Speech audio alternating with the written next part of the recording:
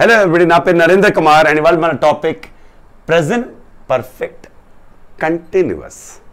So ఇది present perfect పెద్ద పేరు కానీ చాలా పెద్ద పేరు కానీ దానికి కాన్సెప్ట్ చాలా చిన్నదే. ఇది బెస్ట్ ఎలా అర్థం చేసుకోవచ్చు అంటే దీన్ని ప్రెజెంట్ కంటిన్యూస్తో కాంట్రాస్ట్ చేద్దాం. అంటే ఒకేపో ప్రెజెంట్ కంటిన్యూస్ పెడదాం, ఒకటేమో ప్రెజెంట్ పర్ఫెక్ట్ కంటిన్యూస్ పెడదాం. పక్కన చూస్తే ఎంత ఈజీ కాన్సెప్ట్ మీకు అర్థమైపోతుంది. సో నేను 2 సెంటెన్స్ ఇక్కడ రాస్తాను.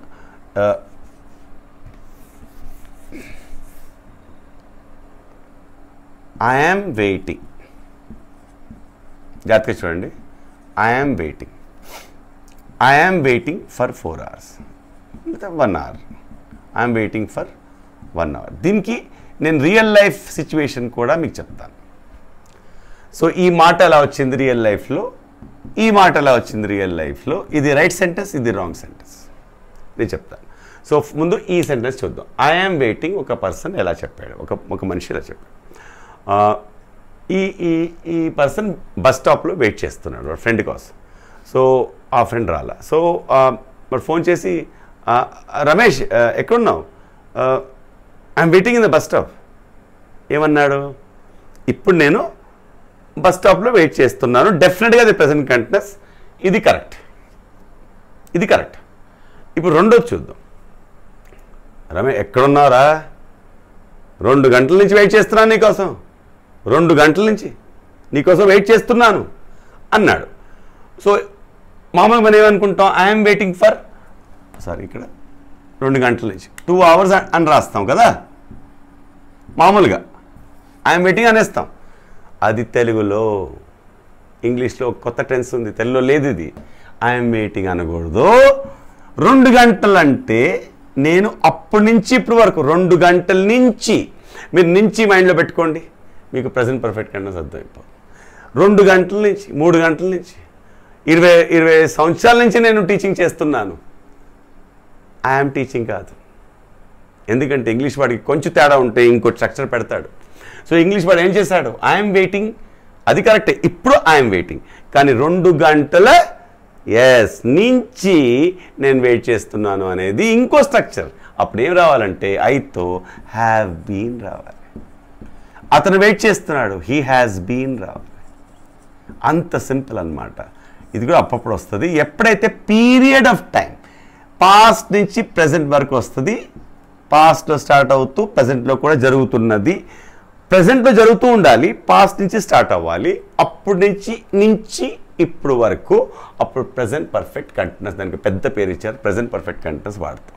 ప్రెజెంట్ పర్ఫెక్ట్ కంటిన్యూస్ స్ట్రక్చర్ ఏంటంటే అమెజార్ కాదు, సబ్జెక్ట్ పెట్టి హ్యాస్ బీన్ కానీ హ్యావ్ బీన్ కానీ ఐఎన్జీ పెడతాం. ఎందుకు ఐఎన్జీ పెడతాం, చేస్తున్నాడు, ఇది కంటిన్యూస్ టెన్సే. కానీ ఎటువంటి కంటిన్యూస్ టెన్స్, ఇప్పుడు వెయిట్ చేస్తున్నాను కాదు, 2 గంటలు నుంచి వెయిట్ చేస్తున్నాను. స్టార్టింగ్ టైం అయితే సిన్స్ పెట్టాలి, టోటల్ టైం అయితే ఫార్ పెట్టాలి. జాగ్రత్తగా వినండి. స్టార్టింగ్ టైం గుర్తుపెట్టుకోండి. స్టార్టింగ్ టైం అయితే సిన్స్ పెట్టాలి, మొత్తం టైం మెన్షన్ చేస్తే ఇక్కడ ఏం పెట్టాం, ఫర్ పెట్టాం.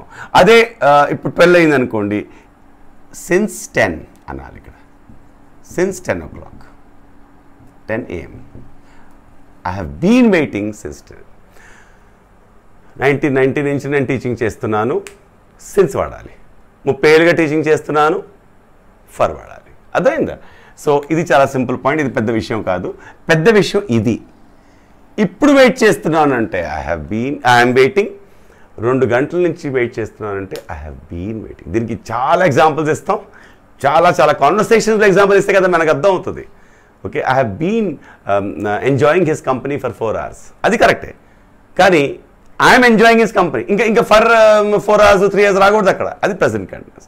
సో ప్రెజెంట్ కంటిన్యూస్ని, ప్రెజెంట్ పర్ఫెక్ట్ కంటిన్యూస్ని క్లియర్గా పక్కన చూస్తే ఎవరికైనా ఈ కాన్సెప్ట్ అర్థమవుతుంది. కానీ మాటల్లో మనకేం వచ్చేస్తుంది, ఐఎమ్ వెయిటింగ్ ఫర్ 4 hours వచ్చేస్తుంది.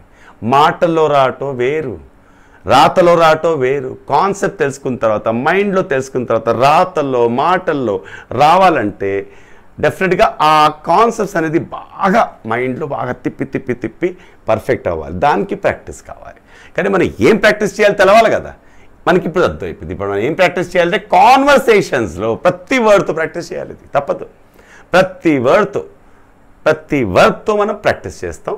అది నెక్స్ట్ మన కోర్సులో, స్పీకింగ్ ఇంగ్లీష్ కోర్సులో, అప్పుడు మనకి మొత్తం ప్రాక్టీస్ వచ్చేస్తుంది. కానీ కాన్సెప్ట్ ఇప్పుడు మీకు డెఫినెట్గా అర్థమైంది అనుకుంటున్నాను. Go teach.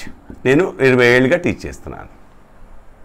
20 ఏళ్ళుగా టీచ్ చేస్తున్నాను. 20 ఏళ్ళ నుంచి టీచ్ చేస్తున్నాను. I have been teaching for 20 years. 2 గంటల నుంచి నన్ను కాల్ చేస్తున్నాడు. చాలాసార్లు అవుతుంది. 2 గంటల నుంచి ట్రై చేస్తున్నాడు, నాకు కాల్ చేస్తున్నాడు. He has been calling, she has been calling me for 2 hours. Okay, నాకు పొద్దున్నుంచి కాల్స్ వస్తున్నాయి. I have been getting calls since morning, starting time since morning. అలా చాలా సెంటెన్స్, మరి ఏ వర్బ్ ఇచ్చినా నేను సెంటెన్స్ చెప్పవచ్చు. ఆస్క్. అతను 2 గంటల నుంచి నన్ను డబ్బులు అడుగుతున్నాడు. He has been asking. Bring. He has, okay, నాకు 10 ఏళ్ళుగా తను లంచ్ తీసుకొస్తున్నాడు. He has been bringing lunch for me for 10 years. అదే చాలా ఈజీ టెన్స్ ఇది. నిజంగా ఇంగ్లీష్ నిజంగా చాలా ఈజీ లాంగ్వేజ్. కానీ కాన్సెప్ట్ మాటలు రావటం చాలామందికి ఎక్కడ కన్ఫ్యూజన్ ఉంటుందంటే, అసలు గ్రామర్ అంటే ఏంటి? గ్రామర్ అంటే కాన్సెప్ట్. ఏ సిచ్యువేషన్లో ఏ స్ట్రక్చర్ వాడాలి, ఈ సిచ్యువేషన్లో ఈ స్ట్రక్చరే వాడాలి. సరే, అది అర్థమైంది. కానీ మాటలు రావాలి కదా, 1 సెకండ్లో రావాలి. అది ప్రాక్టీస్ చేస్తేనే కదా వస్తుంది. కానీ ప్రాక్టీస్ చేసే ప్రక్రియ మాత్రం మనకి క్లారిటీ ఉండాలి. ఓకే, సో ఇది వాళ్ళకి చాలు, మనకి కాన్సెప్ట్ అర్థం అయిపోయింది. దీంతో మనకి అద్భుతంగా కంప్లీట్ అయింది మన టెన్సెస్ అంటారు. Okay, simple tenses, continuous tenses, perfect tenses and perfect continuous tenses. Of course had been going and will have been going, అది బ్రీఫ్గా తర్వాత మన కాన్వర్సేషన్స్లో అప్పుడప్పుడు వస్తుంది. అది మన కాన్వర్సేషన్లో చూస్తేనే బెటర్. దీంతో మనకి టెన్సెస్ కంప్లీట్ అయింది. Okay, thank you so much. నా పేరు Narendra Kumar and we are from Narendra academy.